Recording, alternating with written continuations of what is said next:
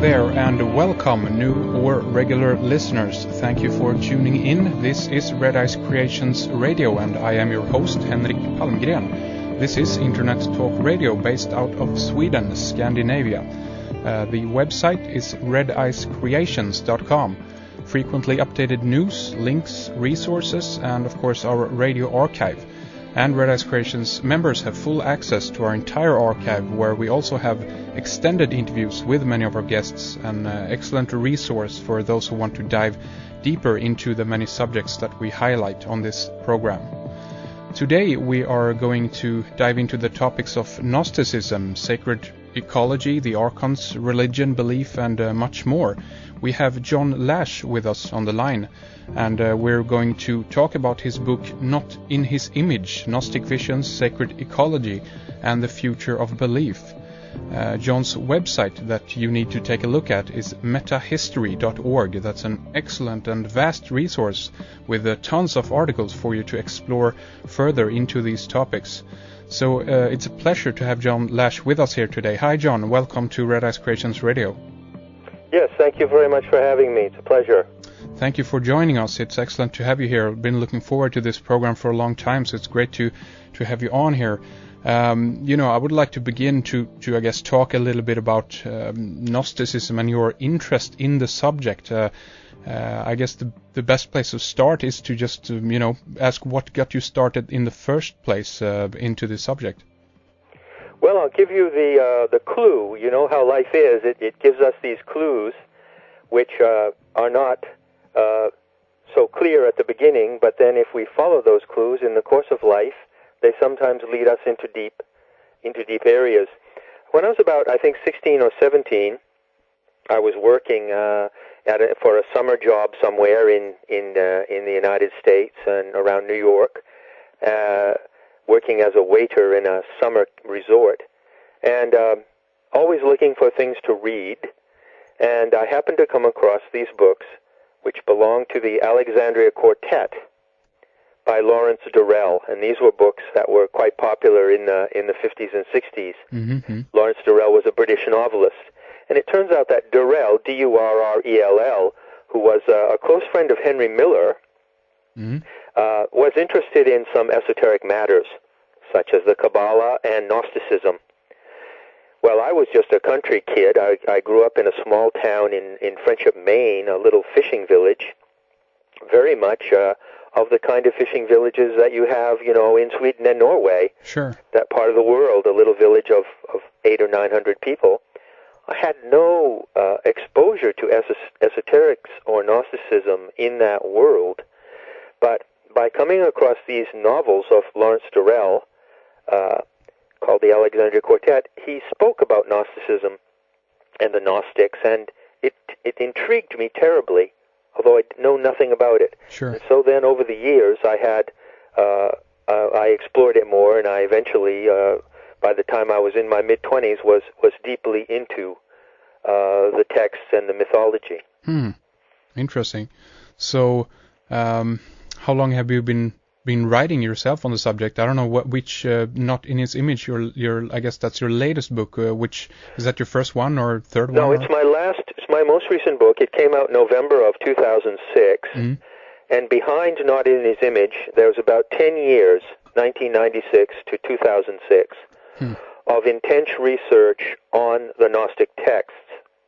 Here in Belgium, near to Brussels, where I live sometimes, there is a university called the Catholic University of Leuven, or Louvain. Sure. Yeah, it's one of the oldest universities in Europe. It was a humanistic center. It's connected with Erasmus, the famous philosopher. And it so happens that at the University of Louvain, although it's very Catholic, there is a whole team of Gnostic scholars, experts on Gnosticism and the Coptic language, and also, it so happens, experts on the Dead Sea Scrolls. So I spent a good deal of time doing my research there. I wrote about 5 drafts of Not in His Image before the one that is printed now. So I had 10 years of intense study, and then before that, I really have been involved with Gnosticism since my mid-20s. So it's really been a lifetime effort. I understand. Yeah, definitely fascinating. I would like to get into and talk a little more about the book here. And I guess we could begin with the title itself, Not in His Image. Now, is that intended to scare the Christians away or to make them pick up the book? Well, it's definitely a challenge. They may choose to run away from it, or they may choose to pick up the book and to consider why someone would say that we are not made in God's image, which is what I'm saying. I'm saying that the story we're told, which comes from the Bible, Christian Bible, and the belief that we are in the Western Christian world, the belief that is given to us that humanity is somehow made in the image of the Creator, which is a male deity, Jehovah, is not so. It is not true, and what I do in my book is I expose that belief as a false belief, and I use Gnosticism because the Gnostic texts contain many points which argue against patriarchy, against Christian religion, and precisely against that concept that we are made in the image of a Father God. Now, when we talk about the Gnostic text, is this the bulk of this? Is this that was found in Qumran, the Nag Hammadi library, or is there any other sources, excuse me, from outside there? Well, the sources are of two kinds, Henrik. There are the Coptic texts written in the Coptic language that were found not at Qumran, that's where the Dead Sea Scrolls were found. Okay. The Coptic texts were found at Nag Hammadi in Egypt in the first week of December 1945, which happens to be exactly when I was born. And they are practically the only surviving originals that we have. I don't really think they even are originals, but they are close to originals.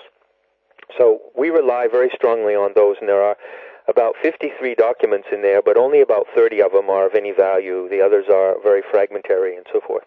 Additional to that, there are 3 other Coptic documents that were discovered before Nag Hammadi, such as the Bruce Codex, the Askew Codex, and so forth. And then there are a number of Greek language works which contain Gnostic teachings. But all in all, I have to tell you, it's a pretty pitiful handful of material. The reason why, and I want to emphasize this to all the listeners, the reason why we have so little of the original Gnostic material is not by accident, and it is not because of the damage of time and having these manuscripts and texts and scrolls being just rotting away. It is because they were systematically destroyed over in a campaign that lasted hundreds of years. So there's very little that remains. But the Nag Hammadi documents that were discovered in Egypt are really the principal focus right now of Gnostic studies. Understand. So have they all been fully translated? And if so, who has done the translation on these things? Shortly after the Nag Hammadi documents were found in 1945, their importance was recognized, and sometime later, as I explain in my book, a team of scholars from a theological college in California, Claremont College, undertook to do the translations. And this team was led by a man named James Robertson.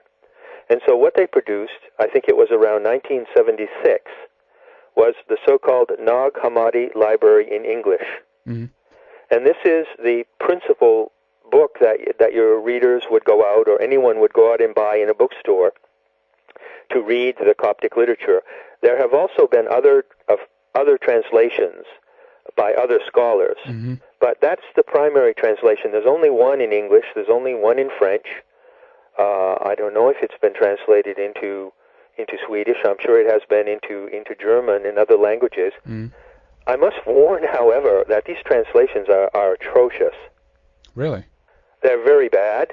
To some extent, if you go into a bookstore, I would advise you to look through the Nag Hammadi library in English before you buy it, Okay. because a great deal of it is incomprehensible. It's gibberish. Mhm. It doesn't make any sense, and it doesn't really hang together at all. So that is a difficult thing for those people who want to approach Gnosticism. I must warn you that it's not an easy subject. And how did you kind of, manage to differ between the versions, and what one do you consider to be a good one for people to go into? I don't consider any of them to be really good. I mean, there's another translation by a scholar called Layton, which is not particularly good either. I'll tell you what the problem is, Henrik. There are two problems, basically. One is that these Coptic texts that we're relying on to know about Gnosticism were written in Coptic, which is not really a true language. It's a language that was invented around 100 BC in order to translate hieroglyphics into a kind of shorthand. In other words, at that time in Egypt, the whole civilization and religious culture of Egypt had declined, and there were fewer and fewer priests who could read hieroglyphics. And so it became necessary to convert hieroglyphics into another language, and Coptic was invented for that purpose. It's not a genuine language. It's very awkward. It does not express profound philosophical ideas. The constructions are very complicated, and even the scholars who are translating these Coptic texts point out that they're full of grammatical errors. They are difficult to understand. The grammar is complex and confusing. So that's the first part of the problem. We have these Gnostic texts written in a language that is not ideal for transmitting profound or mystical ideas. Sure.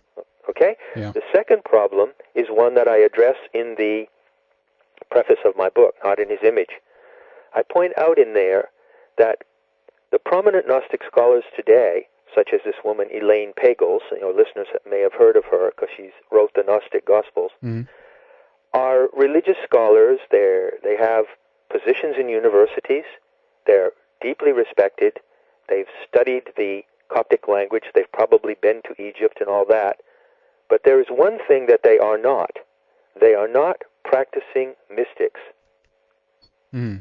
So I would ask you, how can someone who is not a practicing mystic translate mystical literature? Well, obviously it's going to be very difficult to understand and do the translation correctly, It is. They're just going to be guessing. Sure. You would expect if someone writes a book about golf, you would expect that they play golf. Sure. And that they know the game. If someone writes a book about Antarctica, the least that you expect is that they went to Antarctica. Or at least they spent some time there. But when you read the books, and there are many, many of them now, as you know, because Gnosticism has become widely discussed. Sure. To some extent because of the Da Vinci Code, Yeah.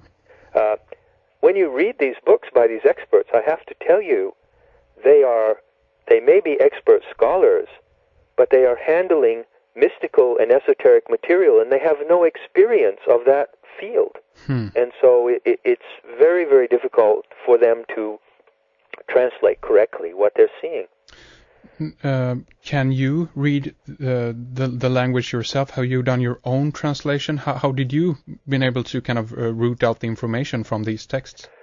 Well, I studied the Nag Hammadi library and all the related literature that is in, as I said, that's not in Coptic, for about 25 years before I started to tackle the Coptic. And fortunately, no, I am not proficient in Coptic. I am not a Coptic scholar. I cannot read Coptic fluently. However,